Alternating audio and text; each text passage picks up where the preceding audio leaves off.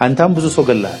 የሆነ ጊዜ ጎልፍ እየተጫወቱ እያለ መንፈስ ቅዱስ ለአንዱ ተናገረው። አፍሪካ ሀገር ለሄደው ወንድም ጸልዩለታለሁ ጌታ። ጎልፉን አቁሟልና 16 ሰዎች ሆነው እጅ ለእጅ ተያይዘው ጸልዩለት። ይሄ ሰው አፍሪካ ሀገር ሄዶ ተመልሶ መጥቶ ቴስቲሞኒ ይናገራል። እውነተኛ ቴስቲሞኒ። አፍሪካ ሀገር መጥቶ ሚሽነሪ ሆኖ እያገለገለ እያለ እዛ ገጠር ውስጥ የነበሩ ሰዎች ሊገሏቸው መሳሪያ ይዘው መጥተው ጦር ምናምን ይዘው ሊገሏቸው አሉና እዛ ደርሰው የሆነ ነገር አውርተው ተመልሶ ሄዱ። ከዛ ሰውየው ቆይቶ ወንጌል እየመሰከረ ቆይቶ ምን ብሎ ጌታን ተቀበሉ። ከሰዎቹ ጋር ባባ ያን ቀን ግን እኔንና ቤተሰቤን ልትገሉ መጣችሁ፣ ለምንድን ነው የተመለሳችሁ ሲባል 16 ሰዎች ብርሃን ነው ልብሳቸው፣ ረጃጅም ናቸው፣ እነሱ ናቸው በእኛ ቋንቋ እናንተ ጋር የነበሩ። ምን አይነት ሰዎች? ረጅም ናቸው፣ የሆነ ለየት ያለ መሳሪያ ይዘዋል፣ ፊታቸው ያበራል፣ ቁጥራቸው ደግሞ 16 ነው። ይሄንን መጥቶ መድረክ ላይ ሲመሰክር ቆይ ሳትጨርስ ተነሱ 16ታቸው። ምን ነበር ያደረግነው? 16ቱ ሰዎች ባይጸልዩ ይሄ ሰውዬ ሚስቱ ከነ ልጆቹ እዛ ጫካ ውስጥ ይሞታል አይሞትም?